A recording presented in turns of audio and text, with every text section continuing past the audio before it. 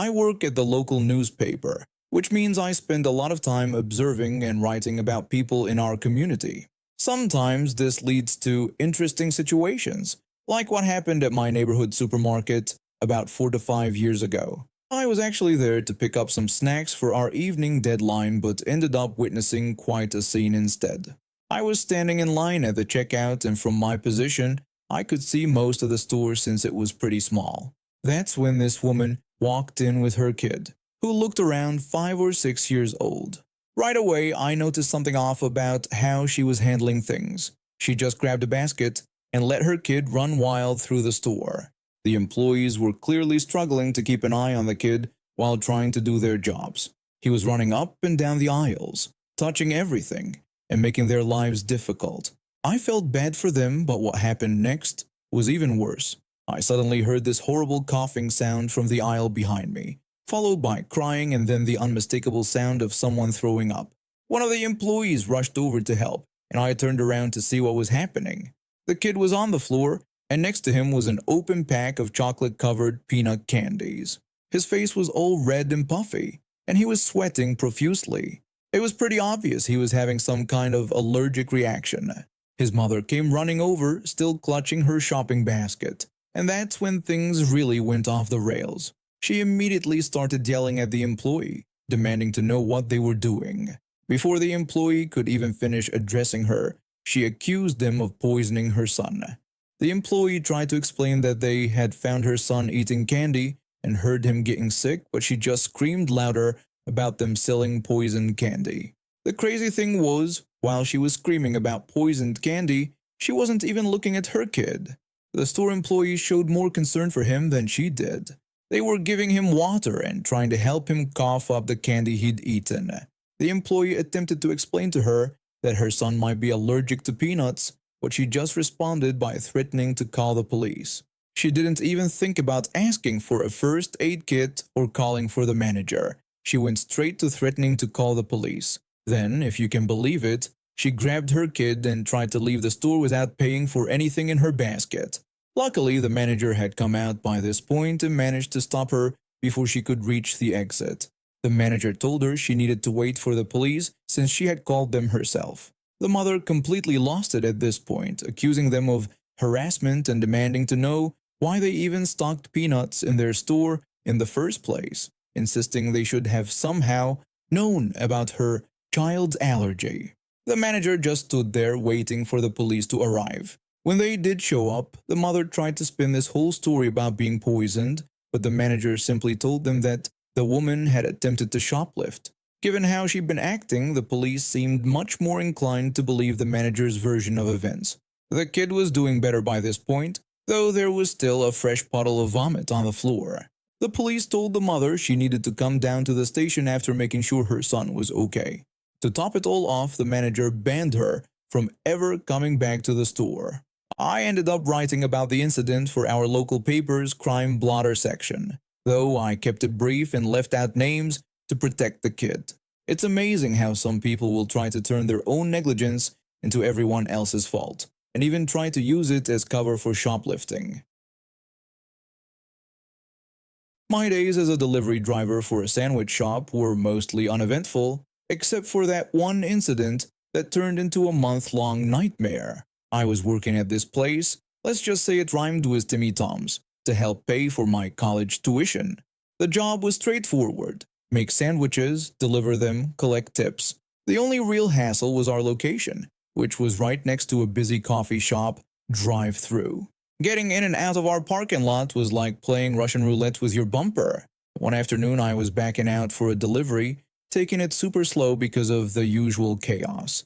There was a car parked next to me and I watched its driver get in. I kept inching backward and suddenly, this woman whips her car out behind me while I'm still moving. There was a tiny bump, barely enough to feel, and a scratch on her car no bigger than a dime. What happened next was like watching someone transform into a rage monster over a paper cut. Karen immediately started screaming hysterically about her car being hit. She began shouting for someone to get her husband, who was apparently inside the coffee shop. When I tried to explain that she had pulled out behind me while I was still moving, She cut me off and started yelling for Kevin even louder. Her husband stormed out of the coffee shop, coffee still in hand. He demanded to know what I had done to their car. I tried explaining that I had been backing out very slowly, but before I could finish, Karen interrupted by dramatically claiming that I had smashed into their car. Kevin then started lecturing me about how expensive their luxury vehicle was. I was young and still pretty green when it came to dealing with conflict. At that point, I hadn't even processed that this was the same car that had been parked next to me. I thought somehow I backed into someone else entirely. I went inside to get my manager, who'd seen everything through the window. He came out with me and I felt relieved, thinking he'd clear everything up. But Karen and Kevin had already called the police. The officer showed up, looked bored, and simply said, since this happened on private property, he couldn't assign blame. He then asked Karen and Kevin for their side of the story. After listening to their dramatic retelling, he just left without even asking for my side or my manager's account. My manager helped me file an insurance statement over the phone. The entitled couple suddenly turned sugary sweet. Karen cheerfully commented about how these things happen and wished me a good day, while Kevin assured me they'd let the insurance handle everything from there. My manager warned me not to speak directly with their insurance, and when they called, I directed them to my insurance company. That's when things got weird. Kevin started showing up at my workplace almost daily, but only when I wasn't there. My co-workers told me he'd storm in, ranting about how I was insurance dodging. When I was working, he'd just stand outside staring through the windows like some discount horror movie villain. Then he started following me on deliveries, every single day. For a month, we learned from the coffee shop staff that Kevin was basically squatting there all day. He was too cheap to pay for internet at home, so he'd camp out at their shop for his graphic design work. He'd buy one tiny coffee and demand they turn down their music, making such a fuss that they'd mark their volume dial with a pencil just to avoid his tantrums. When my insurance finally called, they had some interesting questions. They wanted to know if I'd seen Karen recently. Turns out, she was claiming the dime-sized scratch had given her whiplash, post-traumatic stress disorder, and left her unable to walk. Kevin was doing all the talking because she was supposedly too injured to come to the phone. Mysteriously, there were no medical records to back up any of these claims. Because of the useless police report, my insurance had to rule in their favor, but they only got enough to cover a new paint job. The insurance company made Kevin put Karen on the phone and warned them that if the harassment didn't stop, they'd take legal action. That finally got them to back off. They tried suing my company too, since I had the car topper on during the incident, but that went nowhere. Here's where it gets good though. About 6 months later, I got a call from my old insurance agent. Turns out Karen and Kevin had been arrested. This wasn't their first rodeo. It was their 6th insurance scam that year. They'd been purposely causing minor accidents and then trying to milk the insurance companies for all they could get. The coffee shop's security cameras had caught every single one of their previous scams in their parking lot. They'd been using the same spot for months, pulling the same stunt on different delivery drivers. The footage showed Karen and Kevin practicing their routine, her perfectly timing her pull-out to cause minimal contact, him rushing out of the coffee shop right on cue. They're facing insurance fraud charges now. Guess Kevin won't need to worry about Wi-Fi anymore. I hear prison provides free internet these days. I work as a mechanic at a small auto shop and I've always been pretty good at fixing up my own vehicles. Recently, my truck got into a nasty encounter with a deer that left the passenger side fender looking like it went through a war zone. Getting a new one from the dealership would have cost me an arm and a leg, so I started looking around online for used parts.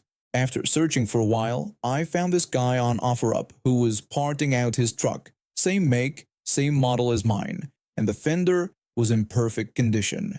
He was only asking for a quarter of what the dealership wanted. The only catch was that I had to drive up to Vancouver to get it.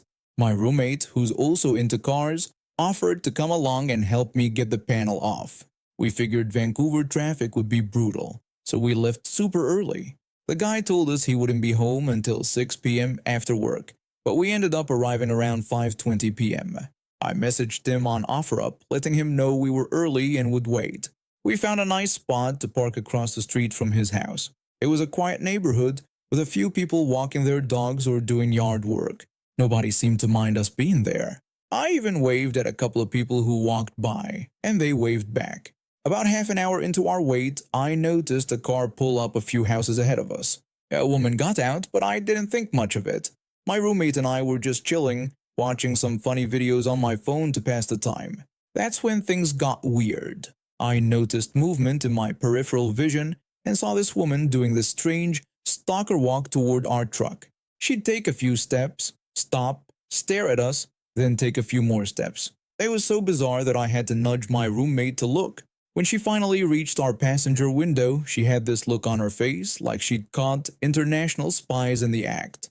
Then she started talking with this Valley Girl accent that seemed really out of place for someone who had to be at least in her mid-30s. Using her Valley Girl accent, she demanded to know what we were doing there. I simply told her we were waiting for somebody. She immediately responded by saying she was about to call the cops because she thought we were stalking her since we'd been sitting there for so long. My roommate and I exchanged looks that practically screamed, "Is this lady for real?" I tried to keep things light and diffuse the situation. I told her I understood her concern about safety, then pointed out the red truck across the street, explaining that we were waiting for its owner to get home because I wanted to buy parts from him since he was selling the truck in pieces on OfferUp. There was this super awkward pause before she responded. She went on about how she didn't know us and emphasized that this was a close-knit neighborhood.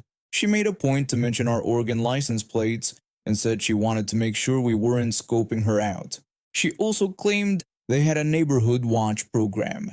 I assured her again that we were just there to buy a fender panel and nothing else. She responded with an awkward "okay," before walking away. She got in her car and drove off. When the truck owner finally got home, we told him about our encounter with a weird lady. He looked confused and told us he'd lived there for 5 years and had never seen anyone matching her description in the neighborhood. The funny thing is, we later found out from one of his neighbors who came over to chat while we were removing the fender that the neighborhood didn't even have a watch program. Apparently, the woman was known for hassling people in different neighborhoods, pretending to be part of their community watch programs. She'd been caught doing this in at least 3 other areas, and the local police were already aware of her behavior. The neighbor showed us a community Facebook post warning others about her. Turns out she just drove around different neighborhoods acting like she owned the place, harassing anyone she deemed suspicious. She didn't live in any of these neighborhoods. She had an apartment on the other side of town. We got our fender panel and left. The truck owner and his neighbor both ended up reporting her to the police again, adding our encounter to her growing list of harassment complaints. For context, I'm a 14-year-old girl, and I've been saving up my allowance for months to buy this really special hat from my favorite YouTuber. It wasn't just any merchandise. It was from a limited edition collection, and I was so excited when it finally arrived. I spent almost 1 hour that morning getting my hair perfect to wear with the hat. You know those days when your hair finally cooperates? Yeah, it was one of those rare moments. I was at Target with my friend and his mom, who were shopping for a baby shower gift. We split up in the store. His mom went to look at cribs while we wandered around the baby clothes section. That's when this kid, probably around 9 years old, came bouncing up to me. He immediately started asking if he could have my hat. I politely declined, but the kid just wouldn't take no for an answer. He started insisting that he should get the hat simply because he liked it. The kid started stomping his feet like he was having a full-on tantrum in the middle of the store. My friend had to step in, telling the kid that I had already said no. The kid got all pouty and ran off. Next thing I know, someone grabbed my wrist and literally spun me around. There she was, the final boss of all Karens, complete with a signature haircut and everything.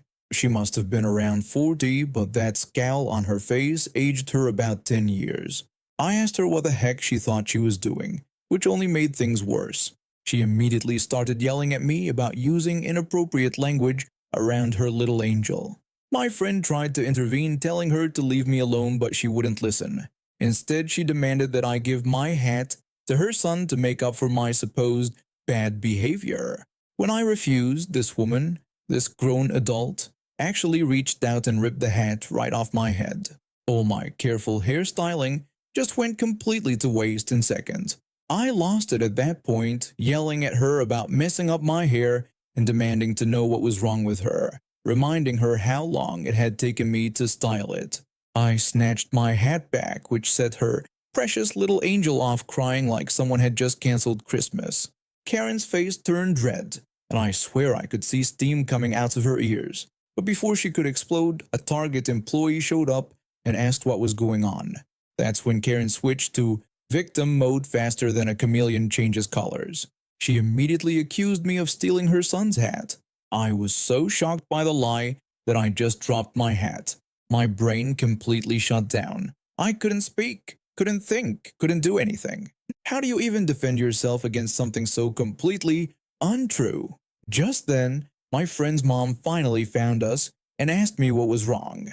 I must have been completely zoned out because the next thing I knew, I was being handcuffed by a security officer who had apparently been in the store. He picked up my hat and handed it to Karen, who had the most smug look on her face. I tried to protest my innocence, but the officer just dismissed me with a comment about how teens were always lying.